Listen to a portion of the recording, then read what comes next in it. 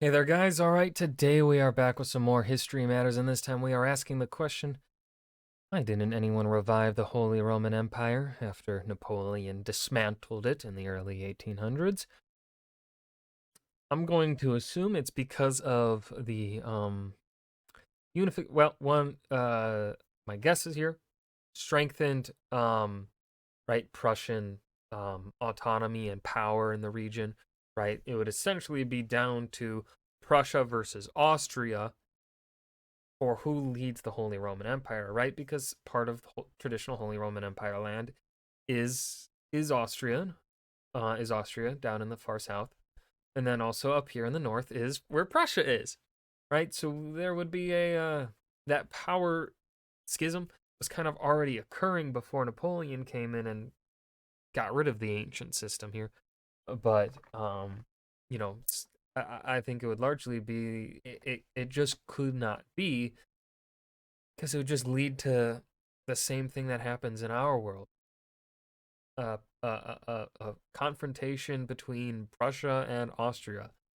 Um, and also perhaps Britain just did not want to deal with another Central European, another continental powerhouse, because essentially reforming the Holy Roman Empire would bring about a now of course, right, it could still be very decentralized when if they were to remake it, but if you're reviving something like the Holy Roman Empire, you're going to not have it, you're going to probably improve it, maybe. Like, I mean, it's kind of what we did. Like, League of Nations failed, and so then we made the United Nations, which has done better, but is now kind of recently not, well, has made a lot of mistakes throughout its existence, but it at the very least has done a bit better than the League of Nations. We can say that semi-confidently. And so I feel like the Holy Roman Empire, if it were to be revived post-Napoleon, it would be a more centralized state, and Britain would not be happy with that. But that's my guesses.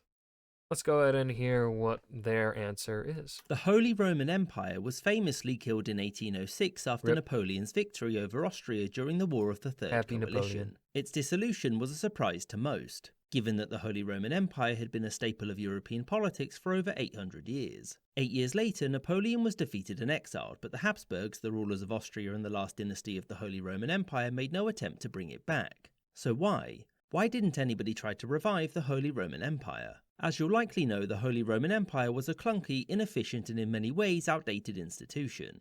Those within it often squabbled, and the rising power of Prussia made things awkward too. And so, I got one of them.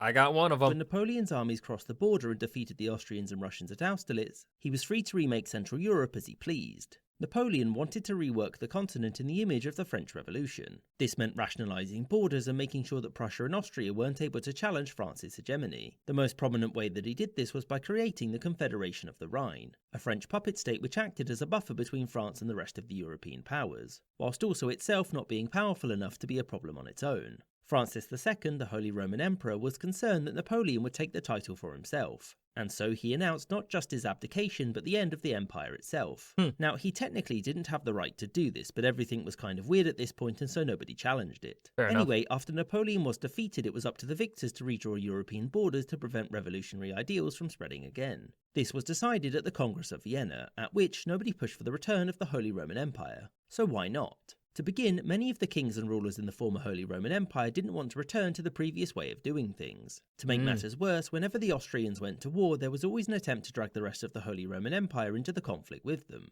Beyond this, the resurrection of the Holy Roman Empire wasn't in Austria's interests anymore. One issue with the empire was that outside powers could undermine Vienna's power there, by either bribing up or coercing medium-sized states within it to act against the emperor in any and all matters. The empire's lack of centralised power is one of the reasons why the Austrians didn't want it back. Okay, so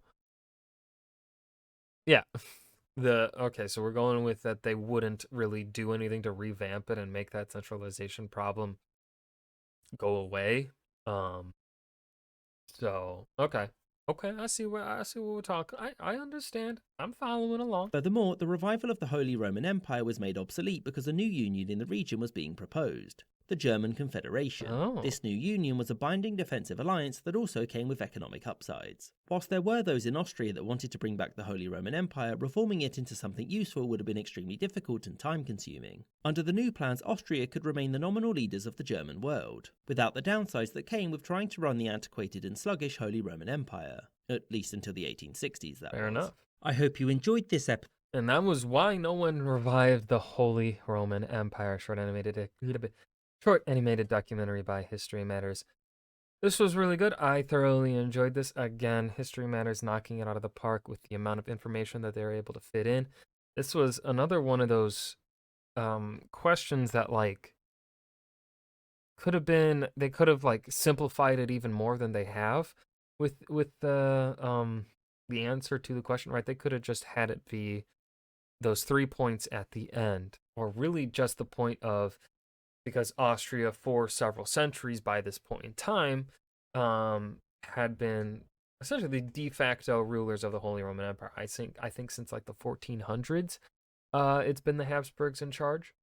And so History Matters could have just entirely left it and would have been an acceptable answer of them just saying Austria didn't want it anymore. They didn't want the decentralized issues of it, and leave it at that and saying, yeah, Austria didn't want it. Moving on, right? Don't necessarily need to add Prussia into the conversation. But they didn't just also add Prussia into the talk. They also included the French and their influence on the area, the region. This was great. I hope you guys enjoyed as well. Remember to hit that like button and subscribe for more. And I will see you guys in the next video. Peace.